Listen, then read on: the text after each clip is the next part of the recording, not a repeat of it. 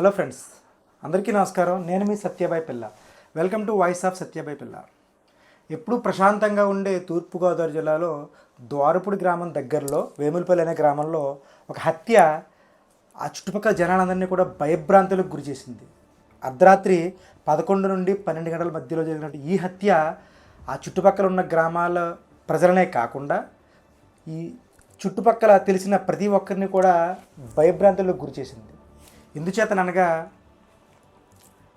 ఒక ఇద్దరు మేజర్లు ప్రేమించి పెళ్లి చేసుకున్నప్పటికీ కూడా అమ్మాయి తరపు సోదరులకు అనగా అమ్మాయి తరపున అమ్మాయికి అన్నయ్య తమ్ముడు సోదరులకు ఇద్దరికీ కూడా ఇష్టం లేకపోవడం వల్ల గొడవ కాస్త హత్యకు దారితీసింది. అయితే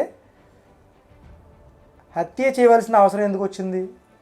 అయితే ఈ ప్రేమ పెళ్ళి ఆ వరుడు యొక్క ప్రాణం పోవడానికి కారణమయ్యింది.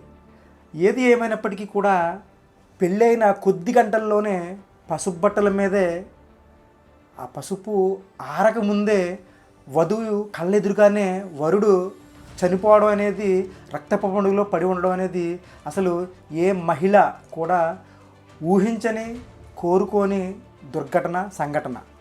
నిజానికి ఇలాంటి సంఘటన ఏ మహిళకి కూడా కల్లో కూడా రాకూడదనే కోరుకోవాలి. కాస్త వివరాల్లోకి వెళ్ళి విషయం ఏంటని తెలుసుకుంటే ఇద్దరూ కూడా మేజర్లు అయినప్పటికీ ఇంట్లో వారి యొక్క వివాహం ఇష్టం లేకపోవడం వల్ల ఈ ప్రేమ జంటలో వరుడు హత్యకు గురి కావడానికి దారితీసింది అని చెప్పుకోవాలి. అయితే వివరాల్లోకి వెళ్తే తూర్పుగోదావరి జిల్లా ద్వారపూడి దగ్గరలోనే కడియం మండలానికి వచ్చే జడ్మేడపాడు అనే గ్రామంలో అయినవిల్లి సంధ్య అనే మహిళ 41 సంవత్సరాలుగా, అదే పక్క గ్రామం అటువంటి వేములపల్లి గ్రామానికి చెందినటువంటి పూలపల్లి వీర వెంకట సూర్యప్రకాష్ అనే అబ్బాయి, వీరిరువురు కూడా స్కూల్లో చదువుకునే రోజుల నుండే ఇద్దరూ కూడా ఒకరికొకరు ఇష్టపడడం, తర్వాత కాలక్రమేణా ఇంటర్ డిగ్రీల్లో కూడా వీళ్ళు ప్రయాణం కొనసాగడం. కాకపోతే ఇది ఎవరికీ తెలియకుండా వారిరువురు మధ్యలో మాత్రమే ఉంచుకున్న ఈ విషయాన్ని పెద్దలకు పెళ్లి చేసుకునే సమయానికి చెప్దాం కదా అన్నట్టుగా వీళ్ళు గోప్యంగానే ఉంచడం జరిగింది. సంధ్య అనే మహిళకు 40 సంవత్సరాలు, ఈ సూర్యప్రకాష్ అనే అబ్బాయికి 40 సంవత్సరాలు. ఇద్దరూ కూడా మేజర్లే. అయితే సూర్యప్రకాష్ అనే వ్యక్తి బట్టల వ్యాపారం చేసుకుంటూ జీవనం సాగిస్తున్నాడు. తండ్రికి చేదోడు వాదోడుగా ఉంటున్నాడు. అయితే వీరు తెలికీలి సామాజిక వర్గానికి చెందినవారు.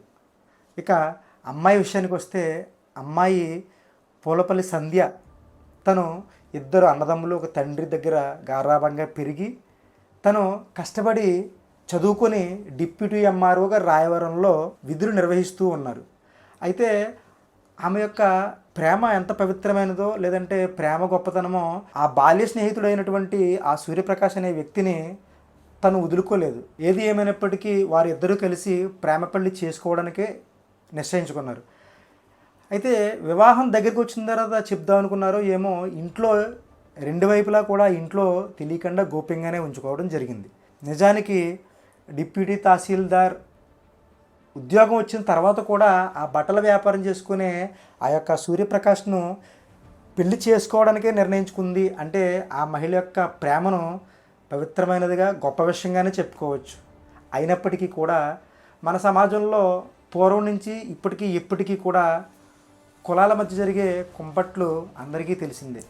అయితే కేవలం కులాల వల్ల మాత్రమేనా అని అనుకుంటే నిజానికి వీరు ఇరువురు కూడా బీసీ వర్గానికి చెందినప్పటికీ కూడా అమ్మాయి గౌడ సామాజిక వర్గం, అబ్బాయి తెలికిల సామాజిక వర్గానికి చెందినవారు అవడం ఇక్కడ గమనార్హం.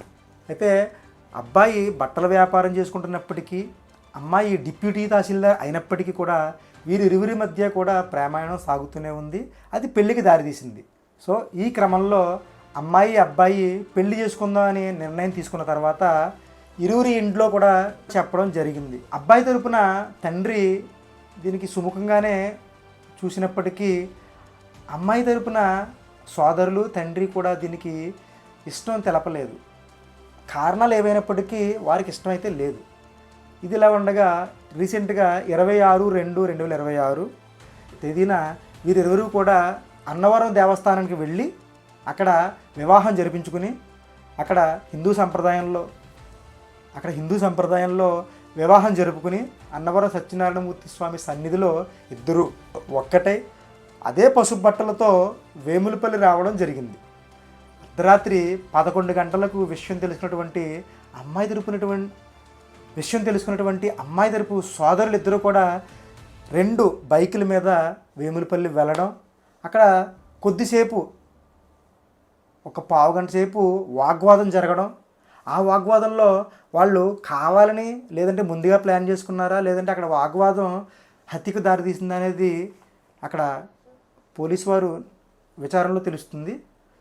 అయినప్పటికీ ఇది వివాదం కాస్త ముదిరి ఆ నవవధువు పసుపు బట్టల మీద ఉండగానే, పెళ్ళైన ఆనందంలో ఉండగానే, ఈ వధువు యొక్క కళ్ళ ఎదురుగానే సోదరులిద్దరూ ఆ యొక్క వరుసకు బావ అయ్యే ఆ యొక్క వరుణ్ణి బండరాయితో తలపై గట్టిగా మోదడం జరిగింది. అయితే 2 దెబ్బలకే అతను కిందకి పడిపోవడం, అతను చూడడానికి కొంచెం అల్ప శరీరంగానే కనిపించినప్పటికీ 2 దెబ్బలకి అతను పడిపోవడం, ఆ దెబ్బలకి అతను స్పృహ తప్పి పడిపోవడం జరిగడం. ఇది జరిగేటప్పటికి 26/2/2026 తేదీన అర్ధరాత్రి 11:30 సమయంలో ఇది జరిగేటప్పటికీ అక్కడ వీధిలో ఉన్నటువంటి కుర్రాళ్ళు కొంతమంది చూసి ఆపడానికి ప్రయత్నించినప్పటికీ కూడా పరిస్థితి చేదాటిపోయింది. అబ్బాయి స్పృహ కోల్పోవడము, వెంటనే అక్కడ దగ్గర ఉన్నటువంటి ఒక డాక్టర్ వచ్చి చెక్ చేసినప్పటికీ కూడా ఆయన యొక్క పల్స్ ఆగిపోవడము, అతను చనిపోవడం జరిగింది. అయితే ఇక్కడ ఈ సందర్భంలో అక్కడ ఉన్నటువంటి ఆ చుట్టుపక్కల యువకులు, ఆ ఇరుగు పొరుగు వారు అందరూ కలిసి అన్నదమ్ములిద్దరిని పట్టుకుని అక్కడ పక్కన ఉన్నటువంటి స్తంభానికి తాళ్ళుతో కట్టేయడం జరిగింది. అయితే ఇక్కడ ఎంత ఘోరం జరిగింది. వధువు 40 సంవత్సరాల వయసు ఉన్నటువంటి వధువు సంధ్య ఇంట్లో ఇష్టం లేనప్పటికీ కూడా తనను అంతగా ప్రేమించి పెళ్లి చేసుకుంది అంటే జీవితం మీద ఎంత ప్రేమతో కూడినటువంటి ఊహలు, ఆ భవిష్యత్తు ఊహించుకుని ఉంటుంది కదా. అయినప్పటికీ కూడా పెళ్ళయి ఇంటికి వచ్చిన కొద్ది గంటల్లోనే కళ్ళ ఎదురుగా భర్త చనిపోవడం, భర్త రక్తపొమ్మడిలో పడిపోవడం ఎంత బాధాకరం, చాలా విచారకరం. ఆమె యొక్క మనస్సును ఏ విధంగా వర్ణించాలనే దానికి కూడా మాటలు రావట్లేదు. సో అతను కొద్దిగా అవగాహన ఉండడంతో ఇతన్ని ప్రశ్నించడానికి జరిగింది. అతను వచ్చి పెళ్లికూతురు యొక్క సోదరులిద్దరిని పట్టుకోవడానికి ప్రయత్నించగా ఒక సోదరుడు తప్పించుకోగా ఇంకో సోదరుడు దొరికి అక్కడ స్తంభానికి కట్టివేసిన తర్వాత అతన్ని ప్రశ్నించడం జరిగింది. ఎందుకు హత్య చేయడానికి కారణం ఏంటి? ఇద్దరూ బీసీ వర్గమే కదా, ఒకవేళ నచ్చకపోతే ముందే మీరు చర్చించుకోవాలి కదా అని అతను స్తంభానికి కట్టేసి ప్రశ్నించినప్పటికీ అతను చెప్పే ధోరణి ఎలా ఉంది అంటే, మా చెల్లెల్ని అతను ట్రాప్ చేయడము, మాయ మాటలతో మోసం చేసి దొంగతనంగా పెళ్లి చేసుకోవడం జరిగింది, దానికోసం మేము అడగడానికి వచ్చి వాగ్వాదం జరిగి మేము రాయితో కొట్టడం జరిగింది, చనిపోవడం జరిగింది అని చెప్పేసి అతను ఒప్పుకోవడం జరిగింది. అది ఏది ఏమైనప్పటికీ ఇలా ఒక అనాలోచితంగా లేదంటే ఒక ముందు చూపు లేకుండా 2 కుటుంబాల యొక్క వ్యవహారం 2 కుటుంబాల యొక్క భవిష్యత్తుని కూడా పాడు చేస్తుందని తెలిసి కూడా ముందు జాగ్రత్త లేకుండా, లేదంటే పెద్దల్ని ఒప్పించుకోకుండా ఈ విధంగా ముందుకెళ్ళడం అనేది ఇన్ని తీవ్ర పరిణామాలకు గురి చేస్తుందని తెలీదా? ఇద్దరూ మేజర్లే. అమ్మాయికి 40 సంవత్సరాలు, అబ్బాయికి 41 సంవత్సరాలు. ఇద్దరూ కూడా మేజర్లే. 40 సంవత్సరాలు అంటే సగం జీవితం చూసిన వ్యక్తులుగా వారిద్దరికీ కూడా ఏ విధంగా ముందుకెళ్ళాలి, పెద్దల్ని ఏ విధంగా ఒప్పించుకోవాలి, ఒప్పుకున్న తర్వాతే పెళ్లి చేసుకోవాలి, లేదంటే ఒప్పుకోకపోతే కనుక ఈ వధువు అనే 41 సంవత్సరాల సంధ్య ఆల్రెడీ డిప్యూటీ ఎంఆర్ఓగా అనగా సుపీరియర్ ఒక పెద్ద తరహా ఆఫీసర్గా ఉండి కూడా కనీసం పోలీస్ ప్రొటెక్షన్ కోరుకోకుండా ధైర్యంగా అన్నవరం వెళ్ళి పెళ్లి చేసుకుని వచ్చి ఎటువంటి పోలీస్ ప్రొటెక్షన్ కానీ లేదంటే ఎటువంటి ముందస్తు జాగ్రత్తగా లేకపోవడం వల్ల ఒక ప్రాణం పోయింది. ఏది ఏమైనప్పటికీ అబ్బాయి యొక్క తండ్రి వ్యవసాయం చేస్తూ ఉంటాడు. తనని నమ్ముకుని 2 చెల్లెళ్ళు ఉన్నారు. చెల్లెల్లో ఒక అమ్మాయికి మ్యారేజ్ అయిపోయినప్పటికీ ఇంకో అమ్మాయికి పెళ్లి కావాలి, అలాగే అమ్మాయి యొక్క సోదరులిద్దరికీ కూడా పెళ్లి కావాల్సిన అవకాశం ఇంకా ఉంది. అయితే ఇద్దరి యొక్క కుటుంబాల యొక్క పరువు రోడ్డు మీదకి రావడము, ఇద్దరి కుటుంబాల యొక్క భవిష్యత్తు కూడా ప్రశ్నార్థకం అవ్వడము, అదేవిధంగా అమ్మాయి చేసిన అవగాహన రాహిత్యం వలన లేదంటే అబ్బాయి చేసినటువంటి అవగాహన రాహిత్యాల వలన వీరిద్దరూ కలిపి చేసుకున్నటువంటి ఈ వివాహం వల్ల ఈ అమ్మాయి కూడా పెళ్లి చేసుకున్న కొద్ది గంటల్లోనే కళ్ళ ఎదురుగానే తన యొక్క భర్తను కోల్పోవడం చాలా విచారకరమైన విషయం అయినప్పటికీ కూడా తను అంత డిప్యూటీ ఎంఆర్ఓ అయినప్పటికీ కూడా ముందు జాగ్రత్త లేకుండా, ఇటువంటి పోలీస్ ప్రొటెక్షన్ లేకుండా ఇటువంటి ప్రేమ వివాహాన్ని ఎంత ధైర్యంగా ముందుకు వెళ్ళి చేసుకోవడం వల్ల ఈ క్షణికావేశంలో ఒక ప్రాణం పోవడము, 2 కుటుంబాలు రోడ్డు మీద పడడం జరిగింది. సో ఇందులో మనం తెలుసుకోవాల్సిన విషయంగా ఏమిటనగా ఇద్దరు మేజర్లు అయినప్పటికీ ఎవరు ప్రేమించి పెళ్లి చేసుకున్నప్పటికీ మనం చూస్తూ ఉంటాం ఈ మధ్య చిన్న ఇంటర్ మరియు 10th క్లాస్ చదువుకునే నిబ్బాలి అంటారు కదా, ఆ విధంగా వాళ్ళే చాలా జాగ్రత్తగా ఉండి నా పెళ్ళికి ఎవరు కారణం లేరు, నేనే ఇష్టపడి వచ్చాను, మాకు పోలీస్ ప్రొటెక్షన్ కావాలి, ఈ విధంగా బోల్డెన్ స్టేట్మెంట్లు జాగ్రత్తగా ఉంటుంటే ఈ రోజుల్లో ఇంత టెక్నాలజీ అభివృద్ధి చెందిన ఈ రోజుల్లో డిప్యూటీ ఎంఆర్ఓ ఉండి ఆయనంటే బట్టల వ్యాపారం చేసుకుంటూ ఉన్నాడు.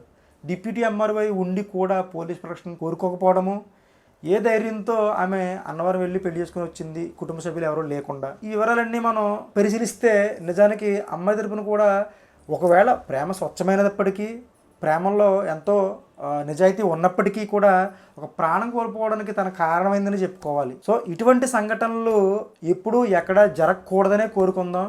అయినప్పటికీ కూడా ఈ కుటుంబంలో ఈ వధువు యొక్క భవిష్యత్తు అనగా తనకి మళ్ళీ పెళ్లి కావాలి, తన యొక్క సోదరులిద్దరికీ వాళ్ళు చేసినటువంటి ఈ హత్యా నేరం ఎటువంటి భవిష్యత్తుకు దారితీస్తుందో తెలియదు. అలాగే ఈమె యొక్క భవిష్యత్తు ఏంటో ప్రశ్నార్థకం. అలాగే వరుడు యొక్క తండ్రి సత్యనారాయణ గారి యొక్క భవిష్యత్తు ప్రశ్నార్థకం.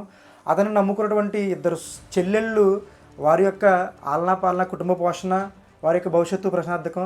ఈ విధంగా ఒక అవగాహన రాయించినటువంటి నిర్ణయాల వల్ల జీవితాలు రోడ్డు మీద పడే అవకాశం ఉంది. కాబట్టి సమాజంలో ఉన్న ప్రతి ఒక్కరు కూడా అవగాహన రాహిత్యం లేకపోతే ఒక విధంగా మనం అర్థం చేసుకోవచ్చు. కానీ 40 సంవత్సరాల వధువు, 41 సంవత్సరాల వరుడు, ఈమె పైగా గవర్నమెంట్ డిప్యూటీ ఎంఆర్ఓగా పని చేస్తూ కూడా ఇటువంటి అనాలోచిత నిర్ణయం వల్ల ఒక ప్రాణం పోయింది. దీన్ని నేను మీ అందరికీ చెప్పాలనుకున్నది ఏమి అనగా, ఏ నిర్ణయం తీసుకున్నా అది తప్పుడు నిర్ణయమైనా మంచి నిర్ణయమైనా 2-3 సార్లు 10 సార్లు ఆలోచించి నిర్ణయం తీసుకోవాలి. నిర్ణయం తీసుకున్న తర్వాత దానివల్ల వచ్చే పరిణామాలు కూడా ఎలా ఎదుర్కోవాలనే దానికి కూడా సిద్ధంగా ఉండాలి. ఏది ఏమైనప్పటికీ ఇది పరువు హత్య లేదంటే కులాంతర వివాహం అయినప్పటికీ కూడా ఇంట్లో పెద్దల్ని ఒప్పించుకోకపోవడం వల్ల జరిగినటువంటి హత్య లేదంటే క్షణికావేశంలో జరిగిన హత్య, ఏది ఏమైనప్పటికీ ఒక వధువు పెళ్ళైన కొద్ది గంటల్లోనే తన యొక్క భర్తను కోల్పోవడము, ఆ వధువు మీద ఉన్న ప్రేమ లేదంటే ఆ కులాల తేడా లేదంటే వాళ్ళకి చెప్పకుండా వాళ్ళ మీద గౌరవం లేకుండా వెళ్ళి పెళ్లి చేసుకున్నదన్న కోపమా, ఏది ఏమైనప్పటికీ సోదరులిద్దరూ క్షణికావేశంలో తనకు వరుసకు బావయ్య అతన్ని సూర్యప్రకాశ్ను చంపేయడం, దీనివల్ల వాళ్ళ కుటుంబాలు భవిష్యత్తులు రోడ్డు మీద పడడం, ఇవన్నిటినీ మనం పూర్తిగా ఒక గుణపాఠంగానే తీసుకుని మనకు కానీ మన కుటుంబంలో ఉన్న కుటుంబ సభ్యులకు కానీ ఇటువంటి సందర్భాలు రాకుండా ముందు జాగ్రత్తలు తీసుకోవాలని ప్రతి ఒక్కరికి తెలియజేస్తూ, అదేవిధంగా స్కూల్ రోజుల నుంచి కూడా ప్రేమించుకుని తనకు డిప్యూటీ ఎంఆర్ఓగా ఉద్యోగం వచ్చినప్పటికీ కూడా బట్టల వ్యాపారం చేసుకుని ఆ వ్యక్తినే పెళ్లి చేసుకోవడానికి ఇష్టపడింది అంటే తన యొక్క ప్రేమను మనం గొప్పగానే చెప్పుకోవచ్చు. అయినప్పటికీ తన యొక్క అవగాహన రాహిత్యము లేదంటే ముందు జాగ్రత్త లేకపోవడము, పోలీస్ ప్రొటెక్షన్ తీసుకోకపోవడము, ఇటువంటి ఏదైనా కారణాలు ఏవైనప్పటికీ కూడా ఒక ప్రాణం కోల్పోవడం జరిగింది. సో దీనివల్ల 2 కుటుంబాలు రోడ్డున పడ్డాయి, 2 జీవితాలు నాశనం అయ్యాయి. అదేవిధంగా అమ్మాయి తరపు కుటుంబ సభ్యులు అందరూ కూడా బాధపడుతున్నారు. సో ఇలాంటి సందర్భాలు ఏ కుటుంబానికి రాకూడదనే కోరుకుందాం. ఒకవేళ వచ్చినప్పటికీ కూడా ఇరు కుటుంబాలని కూడా ఒప్పించుకొని సుముఖంగా అందరి సమక్షంలో అందరి ప్రేమతోనే పెళ్లి చేసుకుంటే మంచిది అని అందరికీ తెలియజేయడమే నా ఉద్దేశం. కాబట్టి జీవితం చాలా గొప్పది. జీవితాన్ని క్షణికావేశంలో కానీ లేదంటే అనాలోచిత కారణాల వల్ల కానీ జీవితాన్ని కోల్పోవడం అనేది చాలా దురదృష్టకరం. కాబట్టి బ్రతకండి, స్వేచ్ఛగా బ్రతకండి, నిజాయితీగా బ్రతకండి, పద్ధతిగా బ్రతకండి, అలాగే 10 మందికి ఆదర్శంగా బ్రతకండి, 10 మందికి సాయం చేస్తూ బ్రతకండి. ఈ వీడియో మీకు నచ్చితే లైక్ చేసి, షేర్ చేసి, సబ్స్క్రైబ్ చేయండి. Thank you. వాయిస్ ఆఫ్ సత్యబాయి పిల్ల.